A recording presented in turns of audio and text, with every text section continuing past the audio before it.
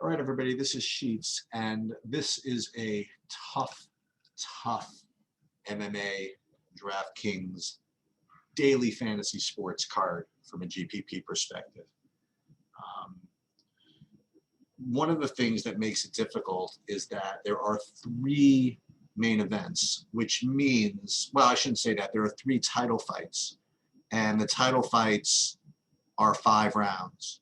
So those fights all just have this incredible, I don't want to say floor, but this incredible propensity to be conducive for high fantasy points. Okay. Um, so what comes into play when you're playing GPPs is something that comes into play almost every week when it comes to cash games. That being that if you can play both sides of one of those fights, you can probably get like a decent amount of points. And if those fights rate to go the distance and be close, for example, or closer, then it becomes a very, very viable strategy for cash and maybe even GPPs. But but what you need to do is figure out how the rest of the card kind of plays into that, right? So what are you going to be giving up if you play that way, as opposed to, as opposed to just, eschewing the normal, eschewing the idea of going both sides of a fight and just do the way we normally do it. And then when you go to these individual fights, you can make cases for a lot of fighters. Okay. So what we're going to have to do, let me just pause for a second. Sorry. So what you're going to have to do is we're going to go back to basics. We're going to go through these fights and see who's got the inside the distance prop that we're looking for, right? Who has upside of these individual non-title fights. And then we're going to see, where we're at. And then in the end, you know what it's going to come down to, guys? It is just going to come down to ownership, because this, like the card from a couple of weeks ago, this is going to be a very, very difficult one to win.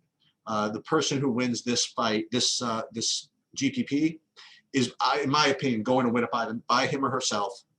And you might even get a second by him or herself. This is a lot of combinations that I think have a decent chance of coming in. So let's just take a look and just kind of go one by one and just see where we're at with respect to finishing rates. And the first one is pretty good. Dwight Grant and Stefan Sekulik. It's not quite a pick 'em, but about $1.50 to finish within the first round and a half. Okay. And the fight doesn't go to decision, -160. And on this card, that's pretty strong. So, Stefan Sekulik is absent for 2 years.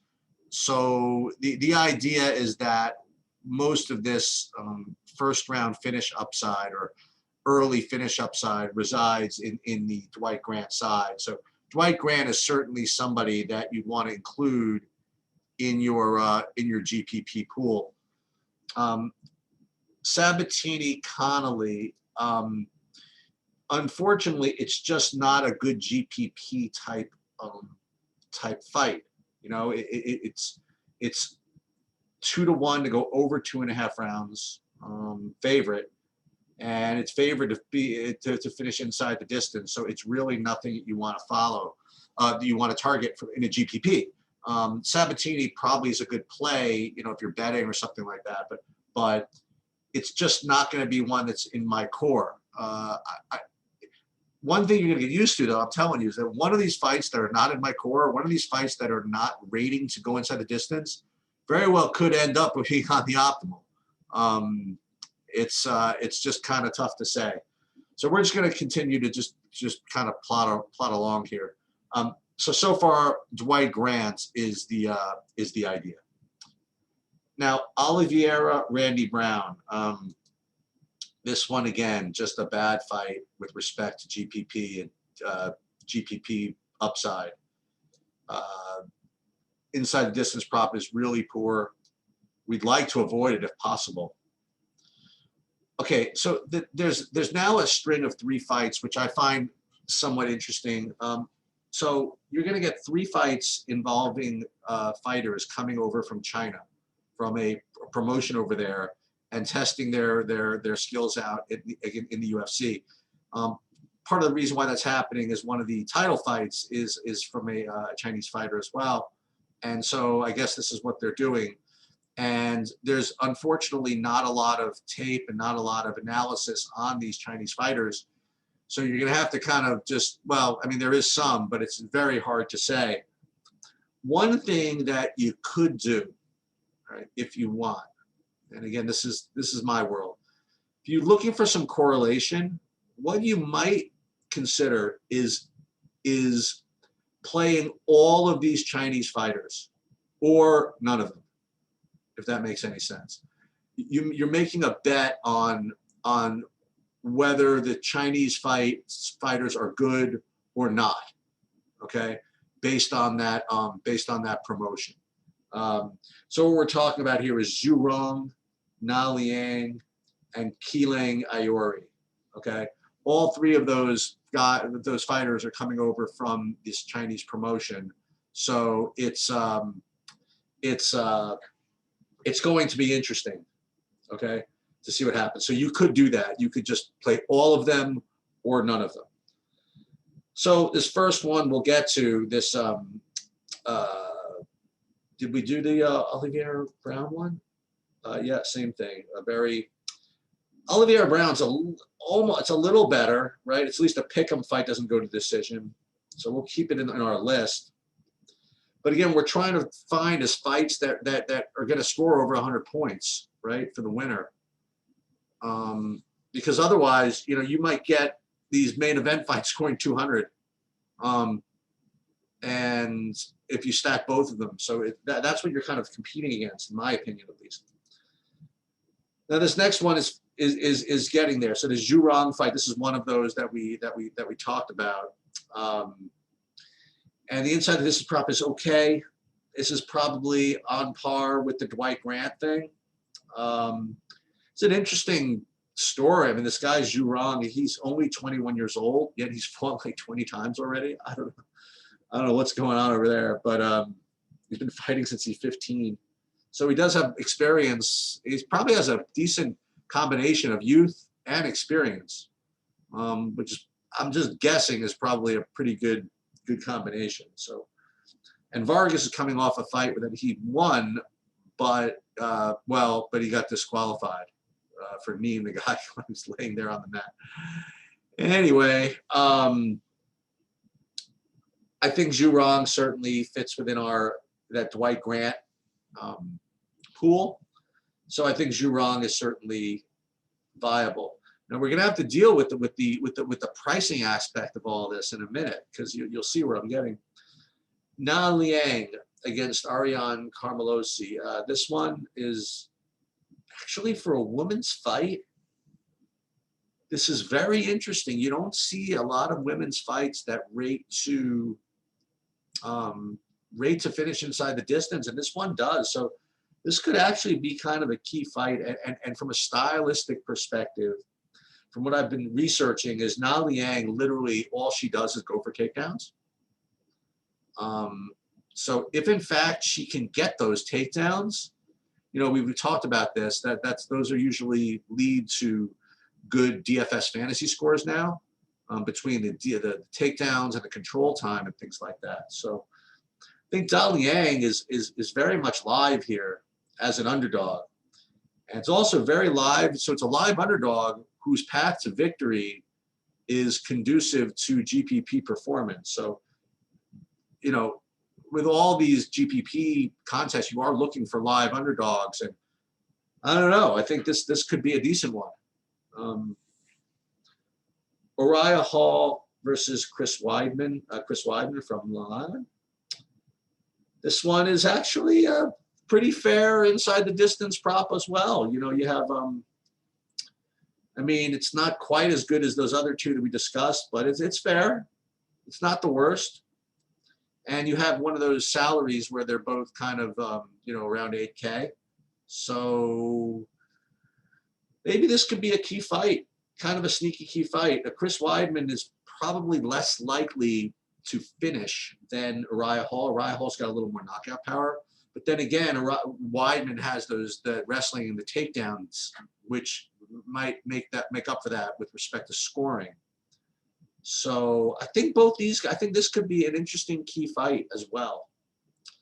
Keelan Yore, this is the other one of the other Chinese fighters I described. This one does not rate to finish in the distance. This is not a really good GPP fight. The only thing I will add, though, is that if you were stuck with an AK, on an AK thing, AK fighter, Jeffrey Molina comes from that sneaky James Krause stable of fighters who've been really, really good. So, I would probably lean towards him. But again, who knows? Maybe all these Chinese fighters, maybe this promotion is sneaky and they're all underrated and they're all going to kill people, so to speak.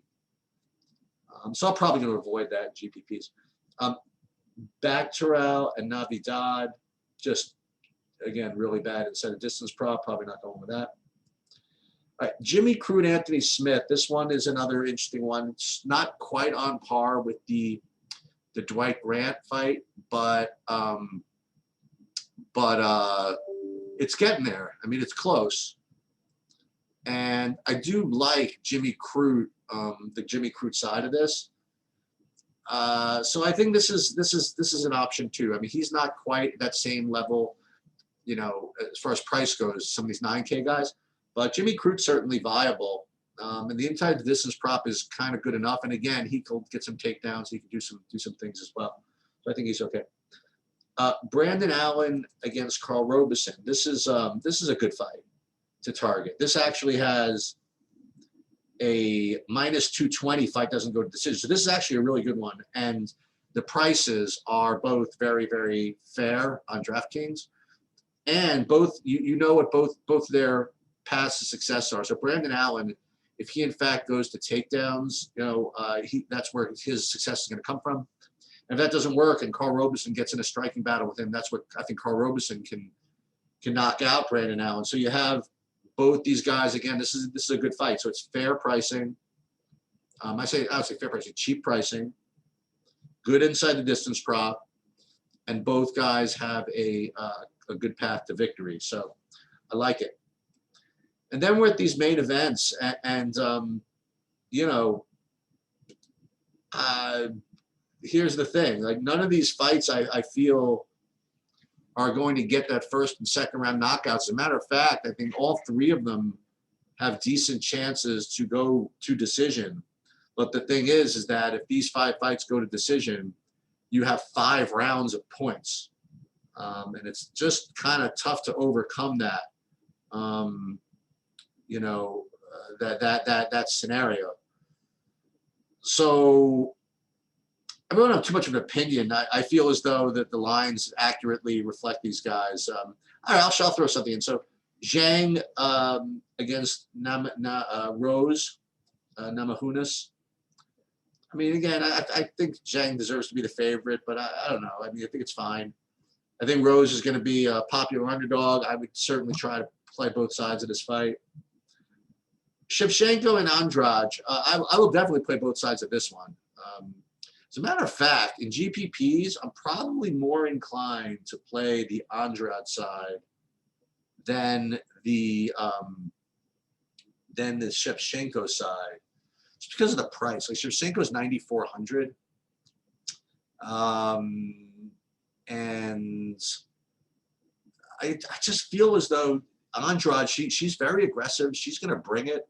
I think that in a win, I think Andrade is probably the one you want to go to. I think so. I don't know. I mean, Andrade is very, very cheap. She's like under 7K. So I'll take a shot at her. And then you have the main event, which is Usman and Masvidal, and the whatchamacallit, the narrative behind this is that when those guys last fought, Masvidal really didn't have a training camp. He really wasn't prepared. And it was kind of a weird fight. You saw Usman like basically foot stomp him like a bunch of times. He held him against the cage and like stomped his feet. a whole bunch of times. And you know, that's the thing. I mean, he's definitely the better fighter at over 5 rounds. I mean, he could just score enough points to get 140, 150 fantasy points, which is going to be tough to overcome.